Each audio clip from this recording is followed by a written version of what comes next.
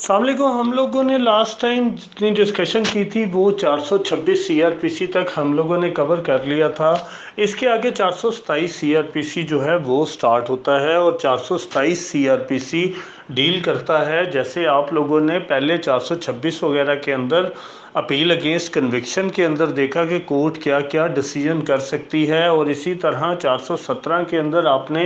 Acquittal देखा। ये 427 particularly acquittal को डील कर रही है, दोनों सिचुएशंस को। एक जो आपको 411 ए सीआरपीसी में मिलती है, जहां पे हाई कोर्ट की ओरिजिनल जुरिस्डिक्शन से अगर अपील अगेंस्ट इक्विटल होती है तो किस तरह की जाएगी, और इसी तरह 417 में जो आप लोगों ने देखा कि कैसे स्टेट जो है वो अपील अगेंस्ट इक्विटल कर सकती है, या प्राइवेट कंप्लेनेंट अगर कंप्लेंट में कैसे अपील कर सकता है, या इवन कोई भी एग्रीव पर्सन जो है वो कैसे स्टेट केस के अंदर अपील कर सकता है। तो 427 ये रूल बता रहा है कि जैसे अपील अगेंस्ट कन्विक्शन के अंदर कोर्ट जो है वो ये अथॉरिटी रखती थी कि अथॉरिटी रखती है बल्कि कि वो अपील अगेंस्ट कन्विक्शन में किसी की सज़ा सस्पेंड करके उसको बेल आउट कर सकती है। इसी तरह 427 ये कहता है कि अगर अपील अगेंस्ट इक्विटल है तो ऑब्वियसली एक्यूज नीचे से बरी हुआ तो वो जो है ऑन बेल पहले से होगा या वो हिरासत में नहीं होगा। तो 427 ये कहता है कि अगर कोर्ट अपीलेट कोर्ट ये समझती है कि सफिशेंट ग्राउंड्स मौजूद हैं जिसकी वजह से ये जो प्राइमा फेसी एक्विटल की जो जजमेंट है ये अप्रोप्रिएट नहीं है, तो 427 ऑथोराइज करता है कि जो अपीलेट कोर्ट है वो उस एक्यूज को अपील की पेंडेंसी के दौरान इन कस्टडी ले सकती है, या फिर अगर कस्टडी में ले भी लेती है तो जैसे वहाँ पर 426 में सज़ा सस्पेंड करने की अथॉरिटी थी अपील अगेंस्ट कन्विक्शन में, तो 427 में भी ये अथॉरिटी दी गई है कि अगर कोर्ट समझती है कि अपील अगेंस्ट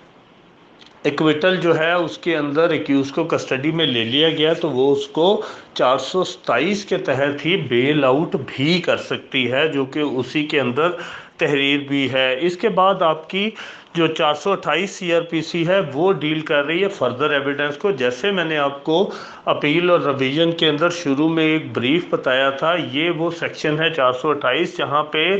एपेलेट कोर्ट अगर अपील की समाअत करते हुए समझती है कि कोई ऐसी इंपॉर्टेंट पीस ऑफ एविडेंस है जो नीचे तहरीर की जानी चाहिए थी लेकिन जो है वो की नहीं गई, तो अब उसके पास दो तीन पावर्स हैं। एक तो ये थी कि वो उसको डिनोवो कर देती कि इस एविडेंस को रिकॉर्ड के दोबारा जजमेंट पास की जाए, या एपेलेट कोर्ट अगर ये खुद भी समझती है कि ये एविडेंस वो खुद रिकॉर्ड कर दे तो 428 जो है उसको ये एम्पावर कर रहा है कि वो खुद भी फर्दर एविडेंस रिकॉर्ड कर सकती है एपेलेट कोर्ट। इसी तरह अगर एपेलेट कोर्ट ये समझती है कि इसको नीचे लोअर कोर्ट से लिखवा कर वापस जो है ऊपर लिया जाए, तो फिर ये 428 ये पावर भी दे रहा है कि वो लोअर कोर्ट को डायरेक्शन दे सकती हैं कि आप ये एविडेंस रिकॉर्ड करके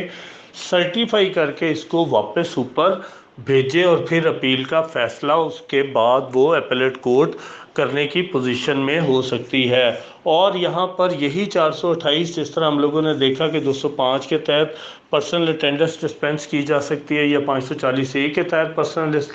अटेंडेंस डिस्पेंस की जा सकती है, तो यहाँ पर भी अगर अपीलेट कोर्ट है अगर वो समझती है कि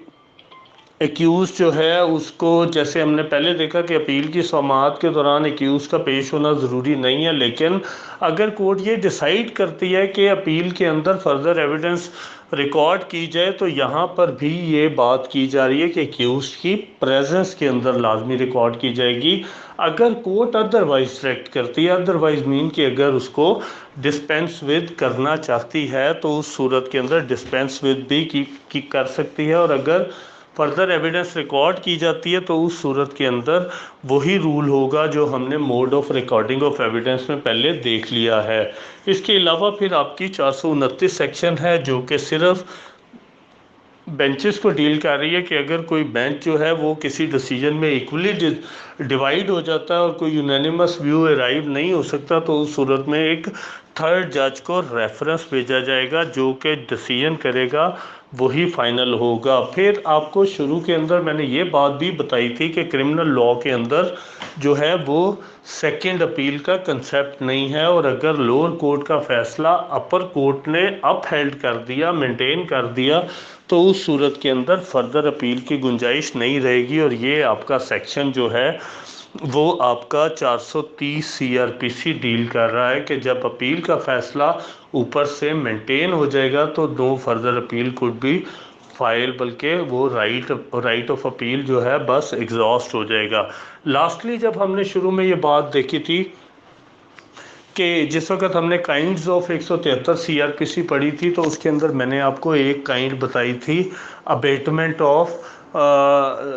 abetment report under section 173 CrPC, जिसके अंदर एक्यूज्ड अगर ड्यूरिंग कोर्स ऑफ इन्वेस्टिगेशन जो है वो उसकी डेथ हो जाती है और कोई और एक्यूज नहीं होता, तो उस सूरत के अंदर पुलिस 173 को